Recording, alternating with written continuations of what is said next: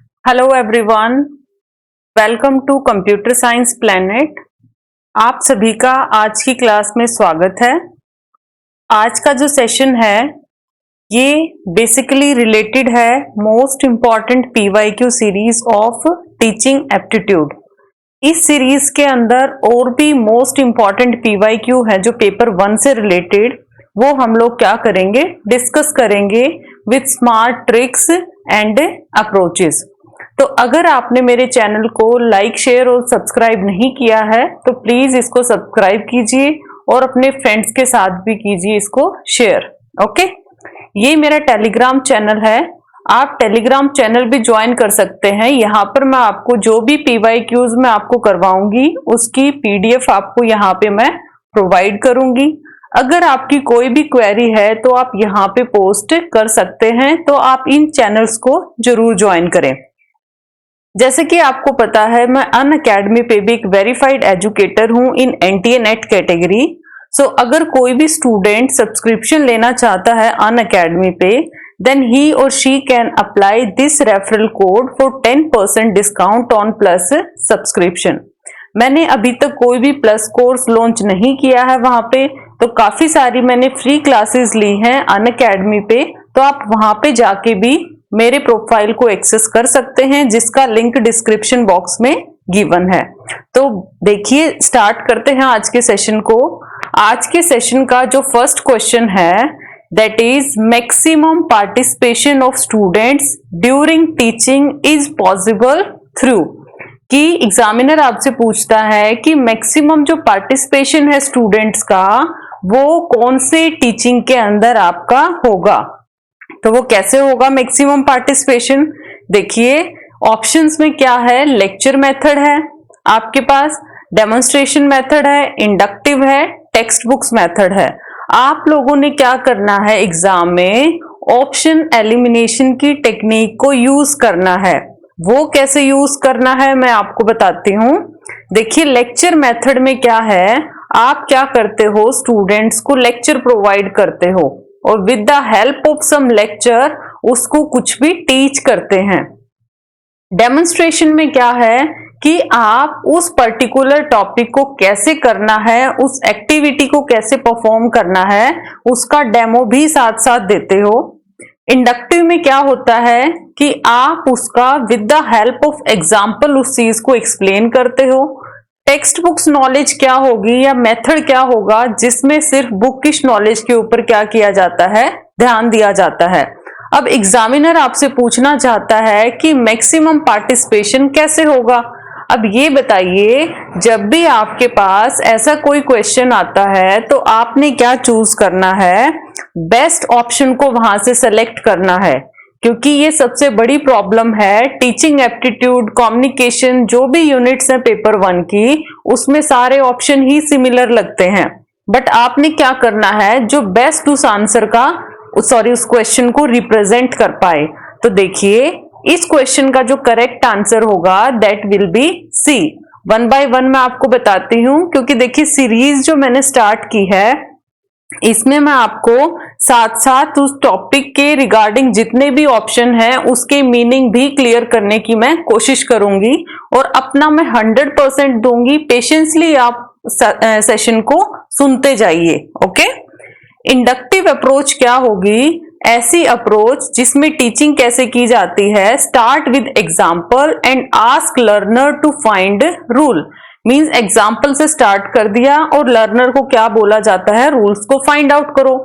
Demonstration में क्या है, process of teaching someone how to make और do something in a step by step process. कैसे step by step process के अंदर आपने क्या करना है, उस पर्टिकुलर स्टडी को स्टूडेंट्स को करवाना है। तो देखिए काफी स्टूडेंट्स इंडक्टिव और डेमोन्स्ट्रेशन में कंफ्यूज हैं। आंसर इसके दोनों ही करेक्ट हैं, लेकिन जो मैंने एनटीए नेट की आंसर की चेक की है उसमें जो आंसर दिया है that is inductive approach. Okay, तो अगर आप इंडक्टिव बोलते हैं तो भी ओके है और डेमोन्स्ट्रेशन बोलते हैं तो भी ओके है, बट अकॉर्डिंग टू आंसर की inductive is right answer. This is lecture method. कोई टीचर है, काफी स्टूडेंट्स की क्लास है, वो क्या करता है with the help of lecture एक बिग क्लास को क्या करता है, कोई भी टॉपिक कुछ भी डेडिकेट करता है। नेक्स्ट है क्वेश्चन जो है हमारी आज के सेशन का, that is diagnostic evaluation. Diagnostic evaluation क्या चीज को दर्शाता है? डायग्नोस्टिक का मतलब आप सभी ने सुना होगा कि कोई भी लैब है या फिर कोई भी डॉक्टर क्या कोई भी एनवलप है, उसके ऊपर एक डायग्नोज वर्ड लिखा होता है।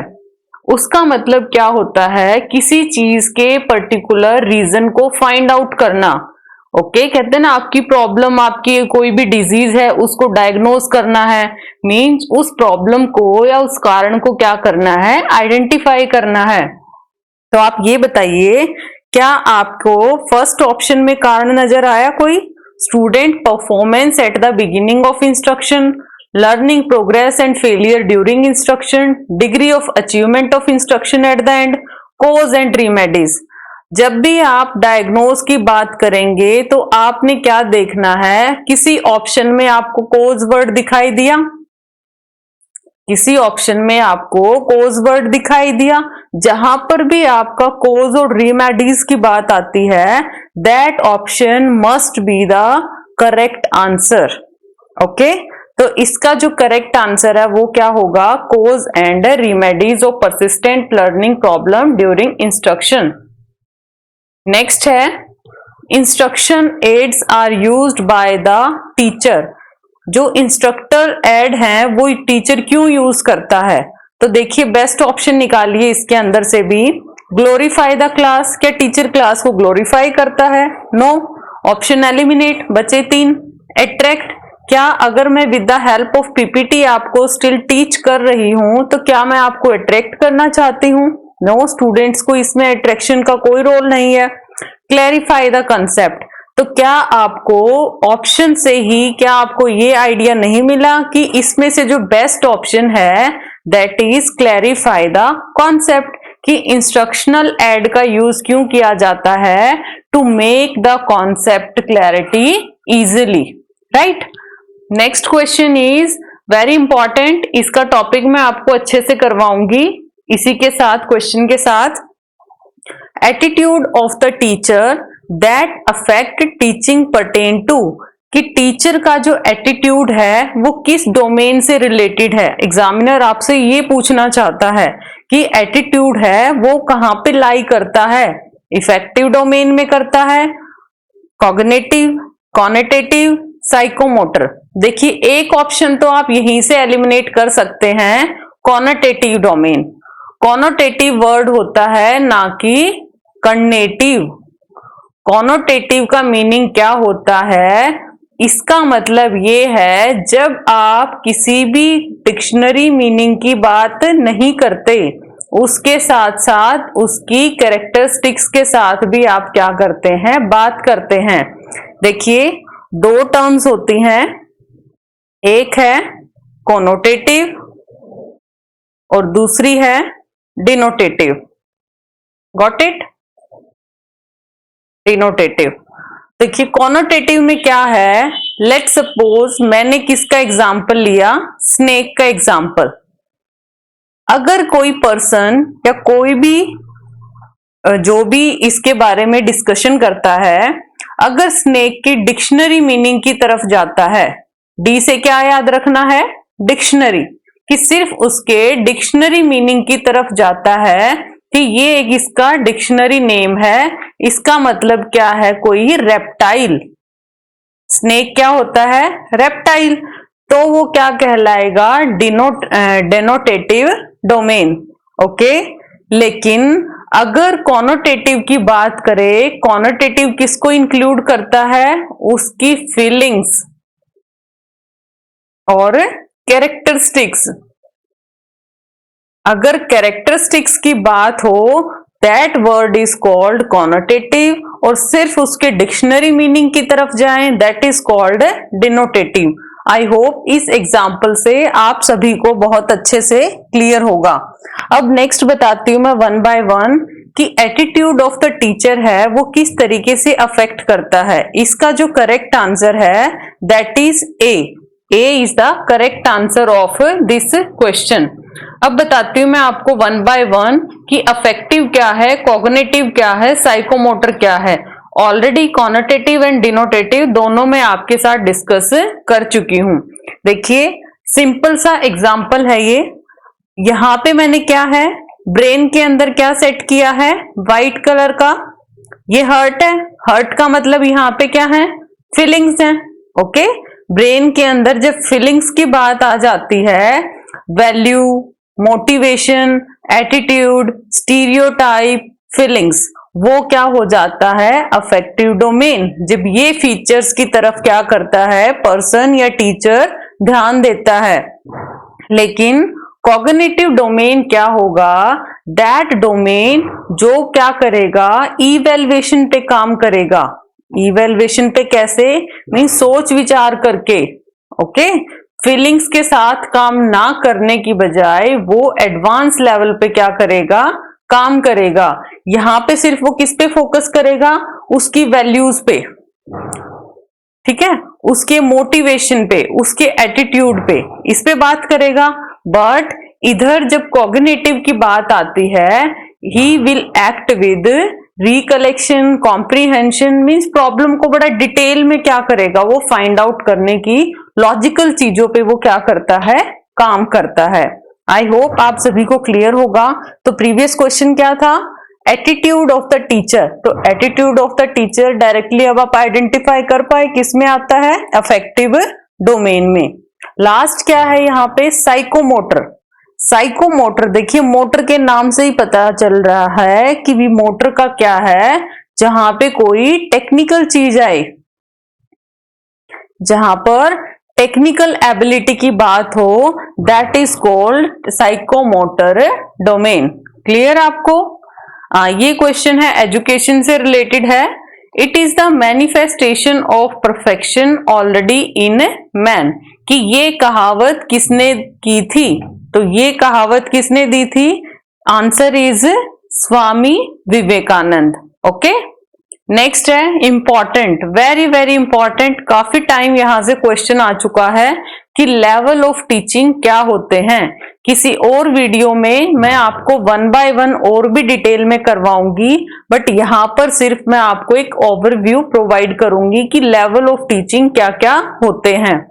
देखिए इसने पूछा है which are not a prescribed level of teaching, memory, understanding, reflective, differentiation.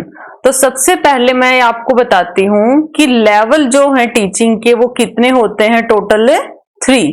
कौन से, मेमोरी लेवल, अंडरस्टैंडिंग लेवल और थर्ड इज रिफ्लेक्टिव लेवल। अब आप मुझे ये बताइए ऑप्शन एलिमिनेशन से, क्या ये इसका लेवल है? नो। तो आंसर करेक्ट क्या बना इसका, डी। डायरेक्टली अप्रोच क्या रखो, मैक्सिमम ऑप्शंस को क्या करते जाओ, एलिमिनेट करते जाओ और आप क्या पहुंच जाएंगे अपने आंसर के नियर बाय।